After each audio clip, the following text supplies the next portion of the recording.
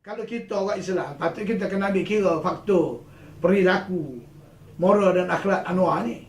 Tetapi nampaknya PAS sendiri pun tak ambil kisah. Politik lebih penting lagi. Manakala bagi orang bukan Islam, mungkin perkara ni bukan isu bagi mereka. Bagi mereka tidak penting. So, bagi pada mereka, peluang perniagaan, harga barang murah, tangan kerajaan dia kira dia nak bonus. Dia tak peduli. Apa ni, pelik sikit. Rakyat tak apa. Tapi, heran juga saya. Tapi bila berlaku perkara-perkara yang tidak senonoh dalam kerajaan, adalah satu dua pemimpin buat hal, bising dia orang. Sehingga seolah-olah kerajaan ini mesti ditolak. Walaupun, contohnya saya katakan ada, isu feedlot. Isu feedlot. Isu feedlot tu membabitkan syarikat Datuk Saleh. So, kerajaan dah ambil tindakan. Tetapi, akibat daripada isu itu, seolah-olah mereka marah, nak tolak seluruh kerajaan. Walhal, sudah ada tindakan. Begitu juga lain-lain isu adalah isu-isu terpencil. Sebab manusia ramai, pemimpin ramai. Macam mana nak kawal?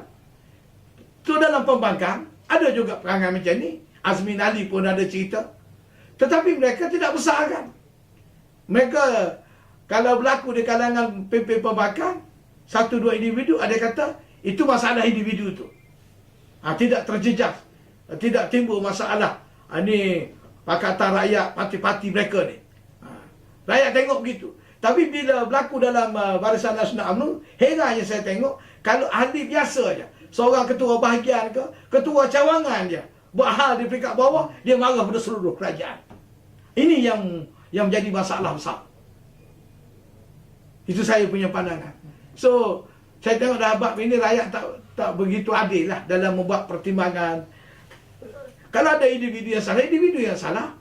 Bukan parti dia yang salah. Saya lihat begitu. Cuma yang penting pada saya, kenapa saya bersikap seperti sekarang. Maknanya mempertahankan dalam konteks kepentingan Melayu, kuasa Melayu. Kerana saya tidak nampak bahawa Pakatan Rakyat boleh menjadi alternatif pada kerajaan. Rakyat kena tahu. Yang penting bila kita membuat keputusan, bila datang pilihan raya, ialah untuk menubuh kerajaan. Kita nak bagi mandat kepada parti yang tanding, tubuh kerajaan. Dan kerajaan yang kita nak ialah kerajaan yang kuat. Kerana kerajaan yang kuat, yang menjamin keamanan negara. Kerana akhirnya, bottom line-nya, ialah the country punya security. Keamanan negara, kestabilan politik. Sebab kalau tidak ada keamanan, tidak ada kestabilan, negara huru-hara, apa maknanya kita ada pembangunan? Sebab kita tengok di setengah-setengah negara di Arab, di Pakistan, bom sana, bom sini. Jadi, tak usah nak fikir soal perlu pada projek perumahan, nak sekolah, nak masuk universiti, nak jalan raya elok, meletup sana, meletup sini. Rakyat yang tidak berdosa pun mati. Kita tak mahu suasana seperti ini.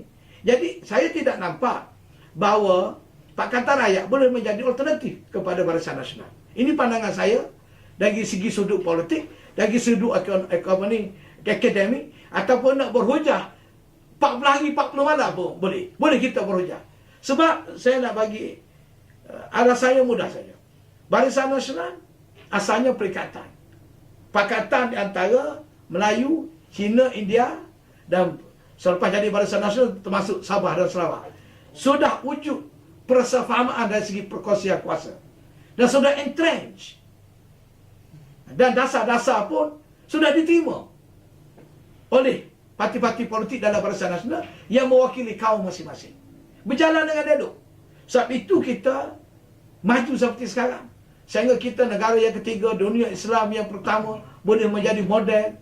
Dah hampir nak jadi negara maju dah. Sebab apa? Sebab kita ada kestabilan politik. Kenapa ada kestabilan? Kerana Pakatan ini sudah entrench. Manakala dalam Pakatan Rakyat, yang dominannya Anwar Ibrahim, Pakatan Rakyat. Parti ini, Anwar Ibrahim ni, yang tak tahu hujung pangkalnya nanti. Boleh, berapa lama boleh bertahan. Manakala PAS tidak dominan macam UMNO dalam Pakatan Rakyat. Di tangga yang ketiga, yang menguasai Pakatan Rakyat ialah DAP. Jadi PAS pun tak mungkin dapat mengganti UMNO. Mustahil. Dalam apa keadaan sekalipun. Pertama dia bertanding pun tidak sebanyak UMNO. Dan tak mungkin dia boleh menang sebagaimana UMNO menang. Menanglah sikit sana sini, cuma kemenangan dia tu hanya membantu pada perpecahan, melemahkan lagi kuasa politik orang Melayu. Dan dasar PAH pula bumi dengan langit dengan DAP. Jadi maknanya sekarang ni pakatan mereka pakatan superficial. Pakatan orang kata tidak tulis.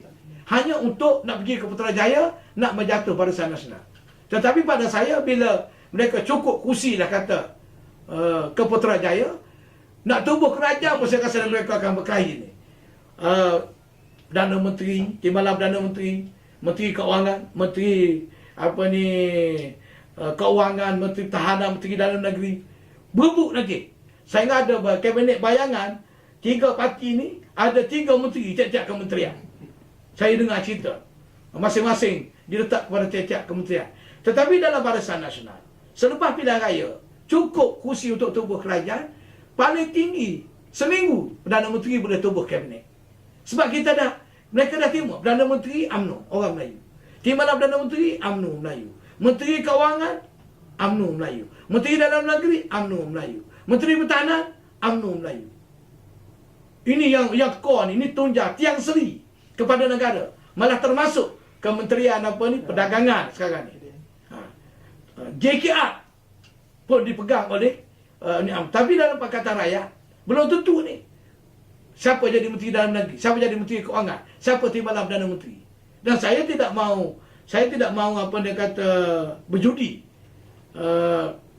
nak acah-acah, nak cuba-cuba, nak try-try. Sebab kena ingat, ini kuasa politik, sekali hilang habis. Sebab itu saya katakan, terutama pada orang Melayu, jangan yang dikejar tak dapat jadi kandung tercicik. Ini yang saya selalu katakan. Saya sendiri pun kalau ikut pada perasaan tak, saya sendiri pun tak senang hati sebenarnya. Saya mengakui dengan UMNO ni pun. Sebab saya dulu memang pemimpin UMNO. Ketua bahagian 12 tahun. Esko Pemuda 6 tahun. Majlis tertinggi 6 tahun. Komited kepada parti. Rekod saya, cuba cek tengok. Adakah persepsi saya rasuah? Ada kes-kes macam-macam orang lain? Saya boleh cakap saya bersih lah.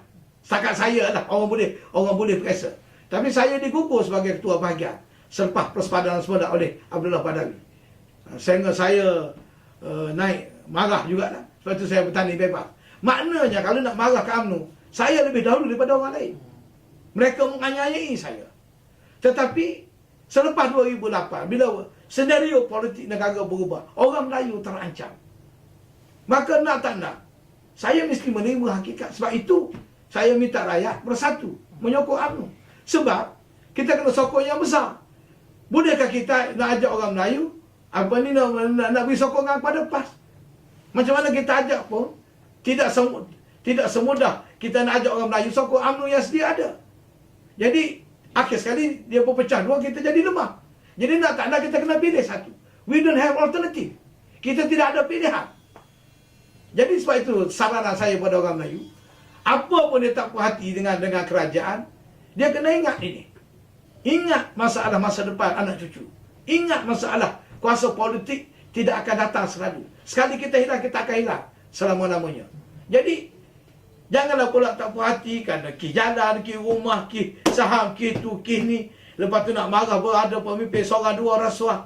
Boleh kita marah. Kita boleh bersuara. Kita boleh mendesak kerajaan. Ini tugas perkasa apa? Kita akan desak kerajaan. Bukan berarti kita jadi alat kepada UMNO, tidak. Kita bukan alat kepada sesiapa pun. Cuma orang lihat kita kononnya alat UMNO, tidak. Sebab mereka mengatakan kita alat UMNO sebab kita bercakap macam saya bercakap sekarang ni. Kita tak ada alternatif antara UMNO dengan PAS. Boleh ke PAS kata UMNO? Tak boleh. Ni aja UMNO yang ada. So kita nak siapa yang mana? Buruk-buruk lah nampak macam mana? Untuk nak tahan kekuasaan Melayu. Itu pendirian kita yang pertama. Sebab kita tak nampak yang lain. Sebab itu macam parti PAS lagi. Dia tak berani kemukakan wakil dia sebagai Perdana Menteri. Dia tak berani. Sebab dia tak boleh jadi domino macam UMNO. Tak boleh. Jadi itu satu. Yang saya sebut tadi, kenapa kita kena sokong. Kita tak ada pilihan. Dan kita pula sebagai NGO, bila kita bersuara, kita nak buat cadangan, kita kena engage dengan kerajaan. Jadi engagement kita dengan kerajaan ditengok sebagai kita ni menyokong UMNO dan tali baru UMNO. Tidak betul. Takkan kita nak berkelahi. Jadi kalau kita berkelahi, mana resolusi usul suara kita nak bawa? Kita bukan ada kuasa. Kita hanya NGO. Jadi yang kedua, yang ketiga pula, kita menegur PAS. Saya menegur PAS, menegur Anwar. Sebab saya tahu ada yang tak betul. Jadi teguran kita pada Anwar, teguran pada kita pada PAS, bila kita tegur mereka ni, ni UMNO ni. Jadi diterjemahkan sebagai UMNO. Ada kala juga kita tegur kerajaan. Kita kritik kerajaan. Tetapi UMNO nampaknya kerajaan lebih terbuka. Tapi dia orang ni tegur sikit, ni UMNO ni. Ni sokong UMNO ni. Menegur PAS, menegur Anwar Ibrahim tidak berarti kita menjadi alat UMNO. Kita tegur kerana dia tak betul. Dia perlu dikritik. Tidak sedikit juga kita tegur UMNO. Banyak perkara. Tengok baru nikih Bibi Plaza yang nak dirubah. Saya bercakap lantang. Nah, dia dipindah. Alhamdulillah. Dasar model ekonomi baru yang Datuk Najib kemukakan dulu. Perkasa ya bising. Supaya diadakan affirmative action. Semangat dasar ekonomi baru itu mesti diteruskan. Kita buat kongres.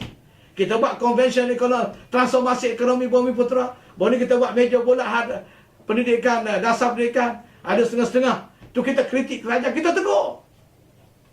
Tetapi mereka tidak appreciate. Tapi tak apalah, kita bukan rasa mereka appreciate. Tetapi saya nak perjelaskan kenapa kita dilihat seolah sebagai alat UMNO. Tidak. No. Cuma kita kata tak ada pilihan. Okey, beritahu kat saya. Kalau betul UMNO, PAS boleh kata UMNO, okey, buktikan kepada saya macam mana. Okey, sekarang ni buat kabinet bayangan. Perdana Menteri Haji Hadi. Saya tak nak Anwar Ibrahim jadi Perdana Menteri. Sebab saya tahu akhlak dia, moral dia. Jadi, macam mana saya nak sokong dia? Bukan saya masalah saya jadi alat UMNO. Memang saya tak sokong manusia ni. Yang saya tahu kelakunya. Jadi, kita menyokong Anwar, baru kita tak jadi alat UMNO gitu. Itu maksudnya. Masing-masing ada pendirian. Saya tahu. Sebab saya pun lama dengan Anwar ni. Lepas tu terlibat dengan politik. Saya dengan dia kena pecah pun. Waktu tu saya dalam ahli majlis tertinggi UMNO. Jadi, itu satu. Kedua pula, nak sokong PAS pula. Saya tahu dia jadi alat DAP. Nak sokong macam mana? DAP lebih teruk daripada MCA. Betul lah MCA kadang-kadang pun bercakap macam DAP. Sebab dia nak bersaing dengan DAP. Nak dapat sokong dengan orang Cina. Jadi macam mana? Okey, nak sokong mereka. Barulah kita tak jadi alat UMNO. Gitu. So, kita bukan alat siapa-siapa. Kita dia ikhlas. Kita nak cari yang terbaik untuk negara Malaysia. Pemimpin yang rasuah, saya tak peduli. Kita memang kita tolak. Tak kira daripada mana parti. Menyeleweng. Yang tak ada akhlak, yang tak ada moral. Cuma politik ni tidak mudah, kompleks. Tambah lagi politik Malaysia ni. Sebab tu kita kata orang tua-tua kita pesan banyak. Bidalan orang Melayu, orang tua-tua kita dulu. Tarik rambut dalam tepung, jangan tepung berkecai. Kita kena ingat semua ni. Inilah pesanan-pesanannya. Sebab kita dalam keadaan yang rumit. Kita bukan satu rupa bangsa macam Malaysia, negara Islam. Penduduknya 100% Islam macam Pakistan. Boleh kita nak bergaduh yang malam pun. Lepas itu siapa dapat kuasa pun Islam juga. Tapi hancur lebur juga negaranya. Bunuh sana membunuh. Sama sendiri, sama Islam. Civil war. Buat apa?